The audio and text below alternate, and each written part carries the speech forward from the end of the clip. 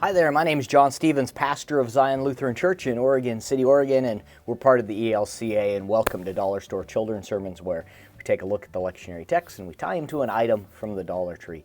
This is for the first Sunday in Lent, and we're looking at the gospel lesson, which is the temptation of Jesus when after Jesus is baptized, he's driven out into the wilderness, or sent into the wilderness, and he is tempted.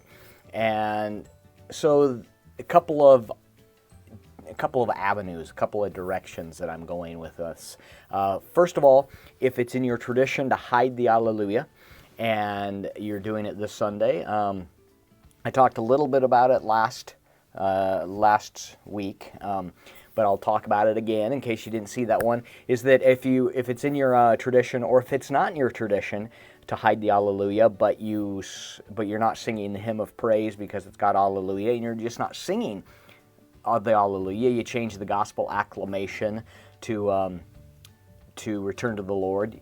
So as you put away that Alleluia, for the kids, I find it helpful to make that point, that why are we putting it away? Why aren't we saying it anymore? And the way I do it is we have a box. We have this wooden box that's got hinges on it, and it's great. And it's been, it's one of those boxes that we found in the back of the back room that isn't used, and so we use it. But I've done it in other churches. I've used a cardboard tube. I've used a cardboard box. I've used whatever. And so we have a banner that says Alleluia on it that we hang out a couple of Sundays beforehand, and then I've also done it where I've had butcher paper and we've written the word Alleluia, and during that children's sermon while we're talking, or during Sunday school, kids can decorate it, and then we bring it out and we fold it up, and I've got a box there, and we put the Alleluia in the box, and we close the box, like we're hiding the Alleluia. Some people will take it outside and bury the Alleluia outside, and so on Easter, the resurrection of that. I like that. I love it. But what I do is I put it in the box and I put it right in front of the altar. So that way it's there. We all know it's there. We know the end of the story. We can point to it. Every children's sermon through Lent, I'll say, "Oh, where did we hid something? We put it somewhere. Don't say the word, but where is it?" And they all point to that. Worst case of hide and seek ever, but on purpose. Because we know the end of the story, and each time it reminds us of why we are not saying Alleluia, because of the focus of the season of Lent. So that's that. That's one direction you could take if you haven't hid the Alleluia, or if you haven't thought about, hey, maybe, that would be good to focus on or help the kids see why we're not doing that. A piece of educational stuff. And the adults and the kids together learn something. Oh, that's why we hide the Alleluia, or that's why we don't say it. Oh, that makes sense. So that's that. Second, the other direction I'm going is around the temptation, and when Jesus is tempted by Satan and tempted by the devil, and Jesus has that dialogue, and again, it's like, and we are told we're not to put the Lord the God to the test, and we're not to live by bread alone, and that we're to worship God only. And so we can talk about that in the season of Lent. One of the things we do is we put away something. Some people don't have chocolate. Some people don't. Some people decide they're going to give up insulting or making fun of their brother and sister. But ways that they give something up, and the reason is because it draws us into how Jesus was tempted.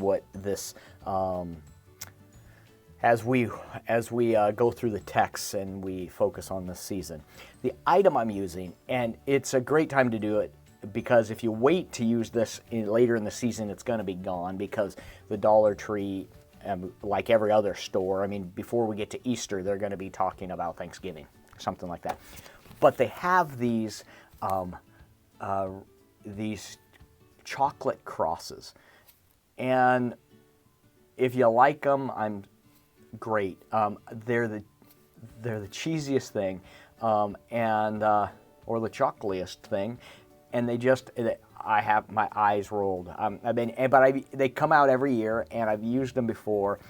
What a perfect way to talk about the cross, talk about how sometimes we want to sugarcoat what's happening when Jesus goes out into the wilderness and Jesus is tempted.